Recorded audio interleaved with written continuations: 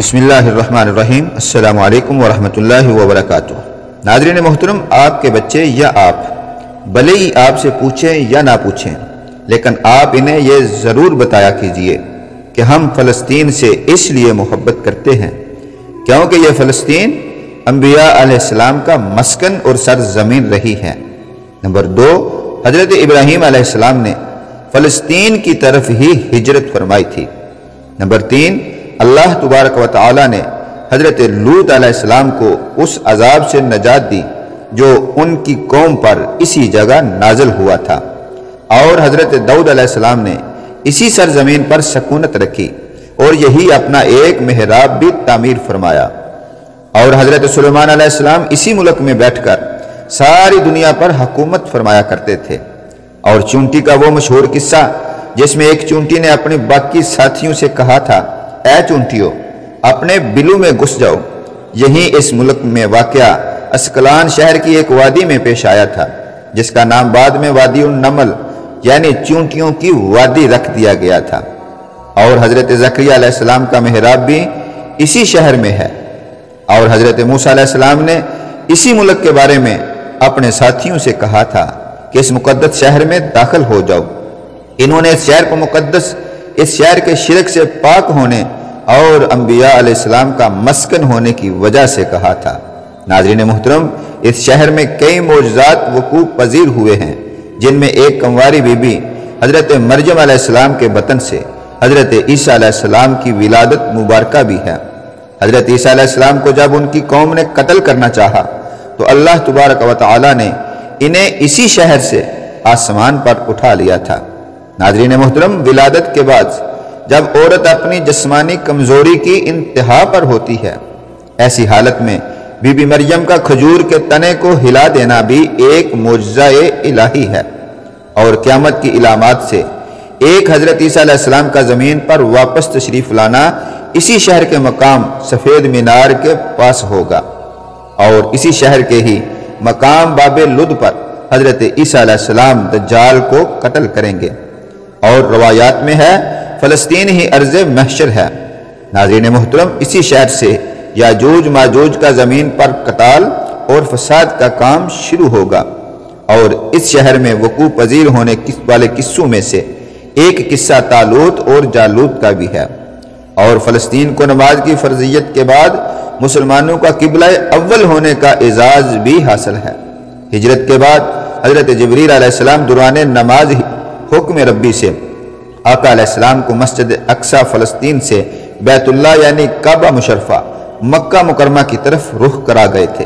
جس مسجد میں یہ واقعہ پیش آیا وہ مسجد آج بھی مسجد قبلہ تین کہلاتی ہے۔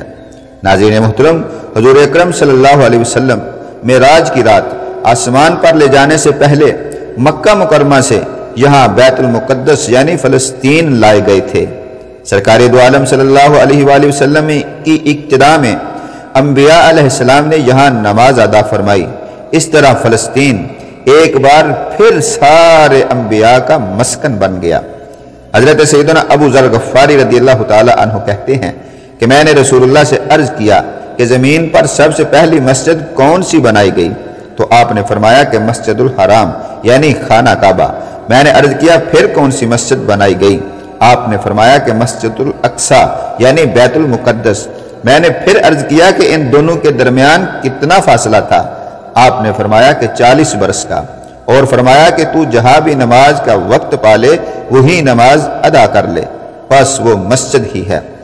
وصال حبیبنا صلی اللہ علیہ وسلم کے بعد حضرت ابو بکر صدیق کو ارتداد کے فتنہ اور دیگر کئی مشاکل سے نمٹنے کے لیے عسکری اور افرادی قوت کی اشد ضرورت کے باوجود بھی ارض شام یعنی فلسطین کی طرف آپ صلی اللہ علیہ وسلم کا تیار کرتا لشکر بھیجنا بھی ایک ناقابل فراموش حقیقت ہے۔ اسلام کے سنہری دور فاروقی میں دنیا بھر کی فتوحات کو چھوڑ کر محض فلسطین کی فتح کے لیے خود سیدنا عمر کا چل کر جانا اور یہاں پر جا کر نماز ادا کرنا اس شہر کی عظمت کو اجاگر کرتا ہے۔ دوسری بار بائیں ہی معراج کی رات بروز جمعہ 27 رجب 583 ہجری کو صلاح الدین ایوبی کے ہاتھوں اس شہر کا دوبارہ فتح ہونا بھی ایک نشانی ہے۔ محترم، بیت المقدس کا نام قدس قرآن سے پہلے تک ہوا کرتا تھا، قرآن نازل ہوا تو اس کا نام مسجد اقصی رکھا گیا۔ قدس اس شہر کی اس تقدیس کی وجہ سے ہے جو اسے دوسرے شہروں سے ممتاز کرتی ہے۔ اس شہر کے حصول اور اسے رومیوں کے جبر و استبداد سے بچانے کے لیے 5000 سے زیادہ صحابہ کرام رضوان اللہ تعالی علیہم اجمعین نے جام شہادت نوش کیا، اور شہادت کا باب آج تک بند نہیں ہوا، سلسلہ ابھی تک چل رہا ہے۔ یہ شہر اس طرح شہیدوں کا شہر ہے۔ مسجد اقصی اور بلاد شام کی اہمیت بالکل حرمین شریفین جیسی ہی ہے۔